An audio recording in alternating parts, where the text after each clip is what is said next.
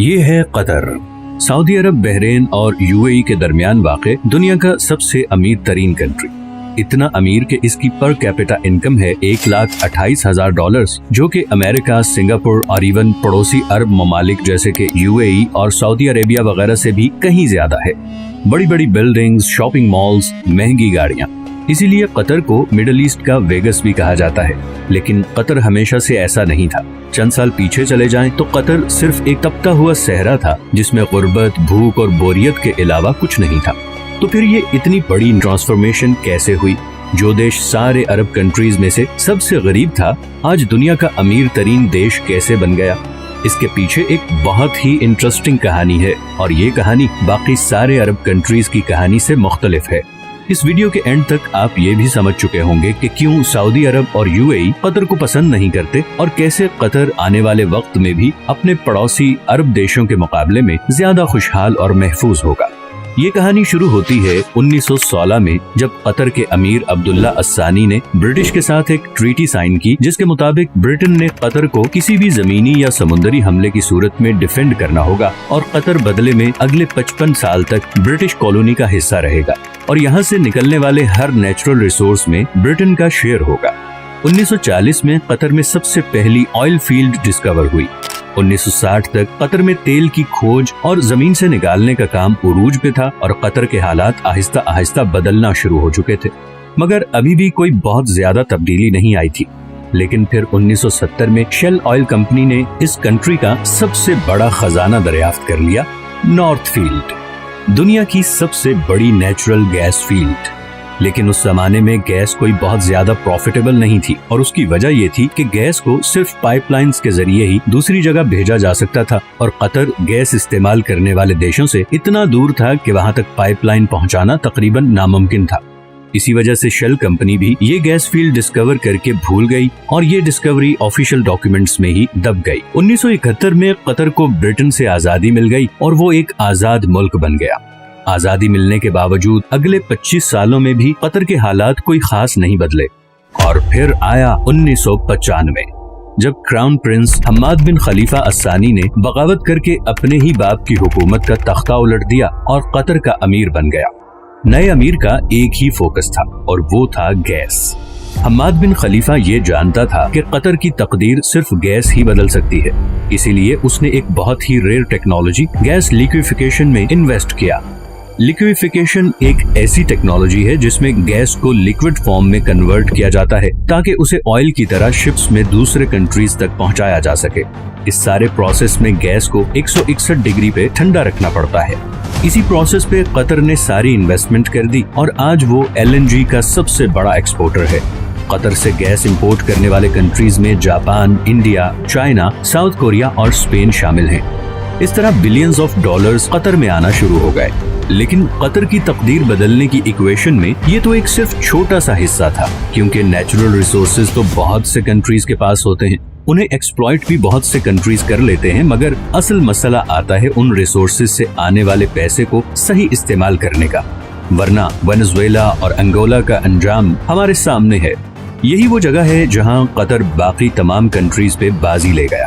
قطر نے 2005 میں Qatar investment authority کے نام سے ایک کمپنی بنائی، جس کا مقصد تھا تیل اور گیس سے آنے والے پیسے کو پوری دنیا میں انویسٹ کرنا، اور اسی لیے آج دنیا کے ہر بڑے ملک اور ہر بڑی کمپنی میں آپ کو قطر انویسٹمنٹ نظر آئے گی، چاہے وہ لندن کے بڑے ہوٹلز، آفیسز اور اپارٹمنٹ بلڈنگز ہوں، امریکہ کے بڑے بڑے آفیسز ہوں، یا پھر ملٹی نیشنلز جیسے کہ Volkswagen, Barclays bank, Shell, Tiffany and co, یا پھر روسنیٹ، رشیا کی سب سے بڑی آئل کمپنی۔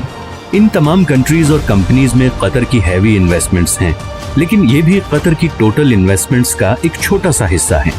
اس کے علاوہ Qatar billions of dollars roads, airports, research centres اور فائنینشیل سینٹرز وغیرہ پہ لگا چکا ہے۔ ایون کہ ابھی فیفا ورلڈ کپ، جو کہ شاید دنیا میں سپورٹس کا سب سے بڑا ایونٹ ہے، وہ بھی قطر میں ہی ہو رہا ہے، کیونکہ ایسے state of the art stadiums پورے عرب میں صرف قطر کے پاس ہی ہیں۔ ان ساری انویسٹمنٹس کا مقصد ہے آئل اور گیس کے آلٹرنیٹیو انکم سورسز کریٹ کرنا۔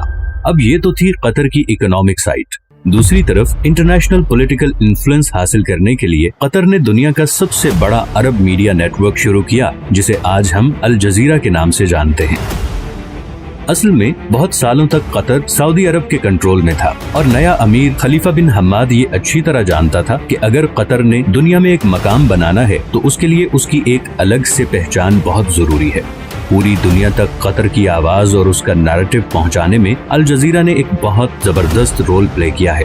2010 की अरब स्प्रिंग के दौरान भी अल जजीरा वो वाहिद चैनल था जिसने प्रोटेस्ट को ऑन एयर किया था और इसकी वजह से सऊदी अरब और दूसरे कंट्रीज से इसे जबरदस्त क्रिटिसिज्म का सामना भी करना पड़ा। अल जजीरा का इन्फ्लुएंस इतना ज्यादा है कि 2017 में जब सब अरब कंट्रीज ने कतर का बायकॉट किया था तो उसको खत्म करने के लिए जो सबसे पहली डिमांड रखी गई वो थी अल जजीरा को बैन करना। सऊदी अरब और यूएई में तो अल जजीरा 2017 से अब तक बैंड ही है। कतर का बायकॉट एक मुकम्मल फेलियर था और इसकी सबसे पहली वजह तो ये थी कि सऊदी अरब को इस बायकॉट में सारे अरब कंट्रीज की सपोर्ट हासिल नहीं थी। इवन कुवैत और ओमान भी इस बायकॉट का हिस्सा नहीं बने। दूसरा, कतर के ईरान और तुर्की से भी बहुत अच्छे ताल्लुकात हैं, जिसकी वजह से गो के सऊदी अरब और यूएई कतर से काफी नाराज हैं, मगर इंटरनेशनली सारे कंट्रीज कतर को एक न्यूट्रल स्टेट समझते हैं और इसीलिए पूरी दुनिया में सिवाय 6 कंट्रीज के किसी ने भी इस बायकॉट को सपोर्ट नहीं किया। कतर को गैस की वजह से एक और फ्यूचर एडवांटेज भी मिला है। ऑयल के बारे में तो बहुत से एक्सपर्ट्स कहते हैं कि 2030 नहीं तो मैक्सिमम 2040 तक वो इलेक्ट्रिसिटी से रिप्लेस हो जाएगा, मगर गैस के बारे में ऐसी कोई प्रेडिक्शन नहीं, बल्कि उल्टा गैस की डिमांड मुसलसल बढ़ती जा रही है। अभी रिसेंट रशियन यूक्रेन वॉर में रशिया की जानिब से गैस पाइपलाइन की ब्लॉकेज के बाद कतर गैस की डिमांड 10 गुना बढ़ गई है, क्योंकि अब यूरोपियन कंट्रीज भी गैस के लिए कतर से राबता कर रहे हैं और ये डील कतर को और अमीर बना देगी। 2022 में कतर की एनर्जी एक्सपोर्ट्स पहले ही $100 बिलियन क्रॉस कर चुकी हैं। तो कल को जब बाकी अरब कंट्रीज ऑयल रिप्लेस होने से परेशान होंगे, वहीं कतर को इस चेंज से कोई खास फर्क नहीं पड़ेगा। अब कतर में सब कुछ अच्छा भी नहीं है और रिसेंटली वहाँ पे लेबर क्लास की कंडीशन को लेकर काफी सवाल भी उठाए गए हैं, लेकिन स्टिल कतर बाकी अरब देशों के मुकाबले में काफी ओपन स्टेट है, जहाँ मीडिया की आजादी है, इकोनॉमिक कंडीशंस बेहतर हैं और फ्यूचर प्लानिंग भी होती है। आखिर में हम आते हैं उस खित्ते की तरफ जो कि शायद नेचुरल रिसोर्सेज से माला माल है, मगर पॉलिटिकल डिफरेंसेस, करप्शन और रिलीजियस एक्सट्रीमिज्म की वजह से इस वक्त गुर्बत, भूख और बदअमनी का शिकार है। कतर की आबादी का 60% साउथ एशियंस हैं। इंडियंस, पाकिस्तानी, बांग्लादेशी और नेपाली कतरी पॉपुलेशन का सबसे बड़ा ग्रुप हैं। अपने देश और प्यारों से हजारों मील दूर दिन रात मेहनत करते ये लोग हर वक्त ख्वाब देखते हैं कि कब इनके अपने कंट्रीज इतने खुशहाल होंगे कि इन्हें 7 समुंदर पार इस जला देने वाली गर्मी से निजात मिले। हर वक्त सोशल मीडिया पे लड़ने वाले ये लोग बाहर के कंट्रीज में बिल्कुल मिलजुल के रहते हैं, दुख बांटते हैं और एक दूसरे की मदद करते हैं, लेकिन जैसे ही वापस अपने कंट्रीज में आते हैं तो वही पुराने पॉलिटिकल एजेंडे से मुतासिर होकर एक दूसरे को बुरा कहने और समझने लगते हैं। न जाने ये हालात कब बदलेंगे, कब इस सब कॉन्टिनेंट के लोग ये फैसला करेंगे कि ये पॉलिटिशियंस की डर्टी पॉलिटिक्स का हिस्सा नहीं बनेंगे, इस ब्रेन वॉशिंग से बाहर निकलेंगे, दूसरों को भी इंसान समझेंगे और फाइनली ये फैसला करेंगे कि अब हमें अपने कंट्री को उस मुकाम तक लेके जाना है जहाँ पे आज नॉर्वे और कतर है। मैं उम्मीद करता हूँ कि आप लोग इस चैनल की वीडियोस को पसंद कर रहे हैं। अगर अभी तक आपने नॉर्वे पे वीडियो नहीं देखी तो वो भी जरूर देखें। ये हैं वो तमाम सोर्सेज जिनसे मैंने इस वीडियो के लिए कंसल्ट किया है। अगर आपको ये वीडियो भी पसंद आई है तो इसे लाइक और चैनल को सब्सक्राइब जरूर कर दें, क्योंकि मैंने अभी बहुत से इंटरेस्टिंग टॉपिक्स पे वीडियोस बनानी है, तो आपकी सपोर्ट बहुत जरूरी है। मिलते हैं नेक्स्ट वीडियो में, अपना ख्याल रखिएगा। अल्लाह हाफिज।